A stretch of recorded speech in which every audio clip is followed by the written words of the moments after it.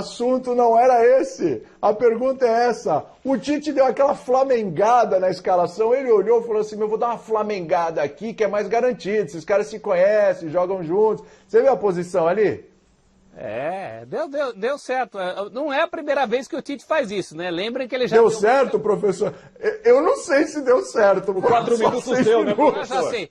Viu, professor? Isso aí tá parecendo o seguinte, aquele seu sistema deu certo, ele falou o seguinte, por 4 minutos deu, e os outros 86? Não, aí o jogo não teve, eu vou analisar os 4 que aconteceram. Isso. É isso. Você está esquecendo que ontem teve só 6, mas contra o Chile teve um segundo tempo com o time assim. Com Everton Ribeiro, com o Gerson. Então isso justifica a escalação. Ele flamengou como teve alguns...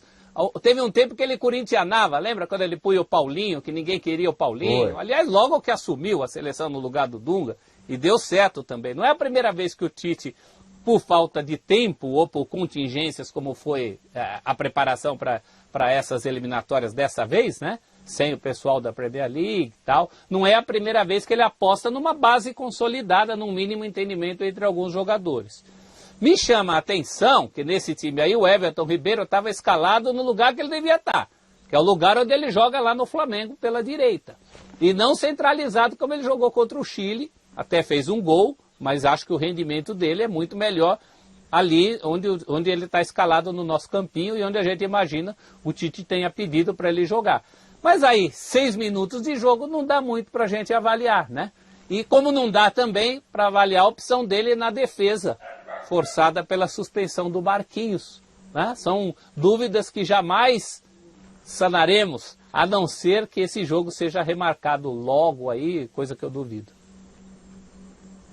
É verdade. Tá, é o correto para se fazer nesse momento? É olhar, ô Prato, é aquela coisa, não vamos inventar, né? O que eu tenho aqui? Eu tenho ali uma base do Flamengo aqui para jogar comigo. Esses caras dão muito certo e tal, não sei o quê. É o que eu tenho nesse momento. Eu tenho eliminatórias. Vou fazer o feijão com arroz, que é um feijão com arroz, que no Flamengo não é um feijão com arroz, né? O Flamengo é um prato assim, requintadíssimo, né? Aí na seleção ele olha e fala assim, vou repetir esse prato aqui, e é isso que... Acerta o Tite ao fazer isso? Eu faria isso. Não, acerta. E o professor foi muito feliz, porque a equipe do segundo tempo em Santiago, primeiro tempo do Brasil contra o Chile, foi muito complicado, né? E o jogo foi muito difícil na quinta-feira. Ontem, o que, obviamente, em 4 ou 5 minutos deu para tentar, pelo menos, observar, foi que inicialmente era o Gerson como meia central, como falou bem o professor Celso Zelt, o Everton Ribeiro mais pela direita, o Paquetá pela esquerda e Neymar e Gabriel à frente. E o Casemiro atrás desses 3 meio-campistas, né? Everton, Gerson e Paquetá.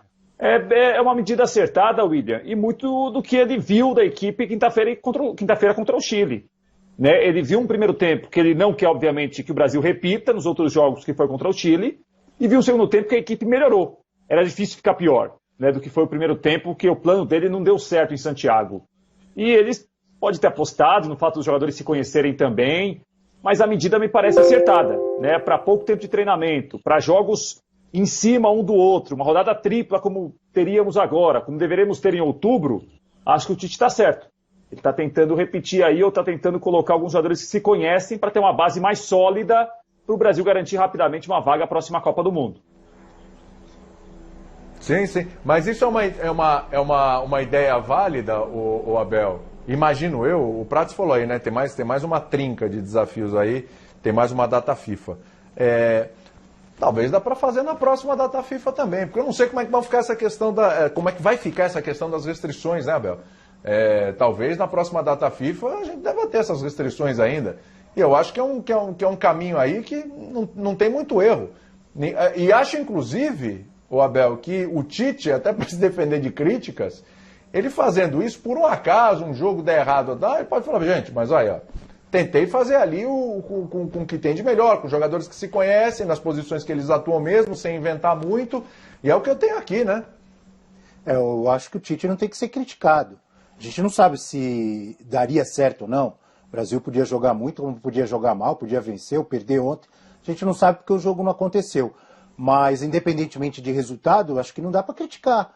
Porque até na pergunta, quando apareceu ali Tite flamengou, parece o flamengou, parece um verbo meio pejorativo, né? Mas não, se ele flamengar, ou se ele flamengou, eu acho que ele foi bem. Primeiro porque o Flamengo é o grande time, ou um dos grandes times dos últimos anos no futebol brasileiro e sul-americano.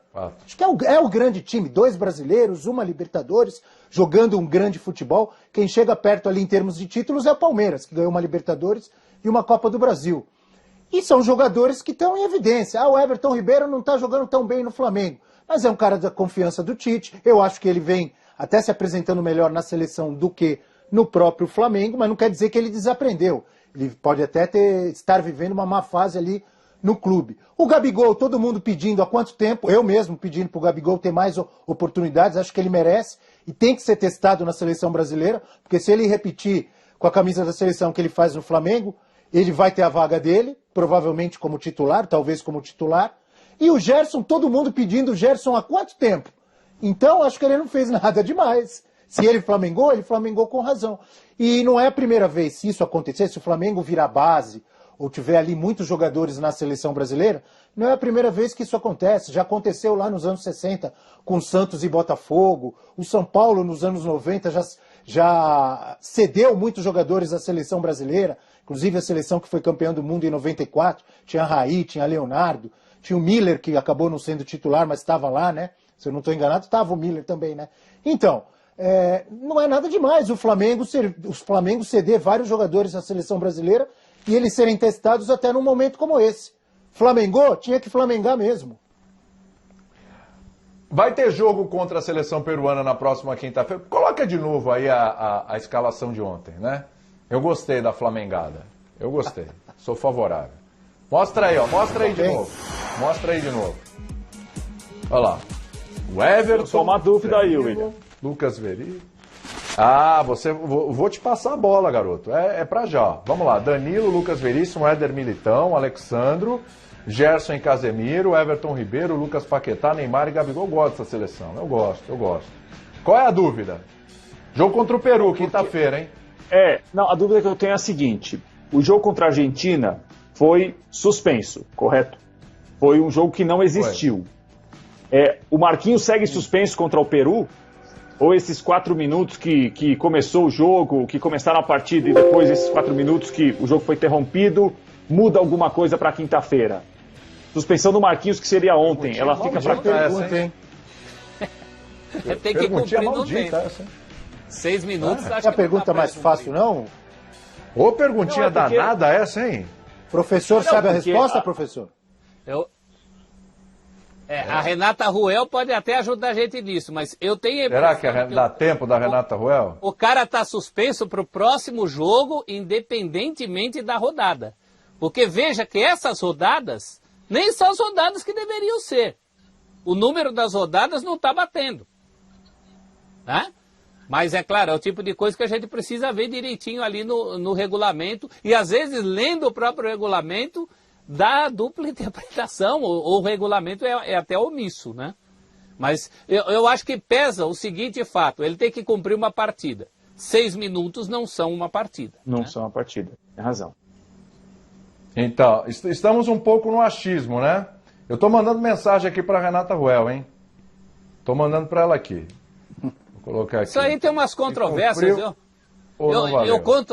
Eu conto nas estatísticas de Corinthians e Santos um jogo em que o alambrado da Vila Belmiro caiu com 6 minutos. E depois o jogo foi reiniciado do zero. Isso, meus queridos amigos. Se você gostou deste vídeo, deixa o like, comenta, se inscreve e ative as notificações. E nos vemos no próximo.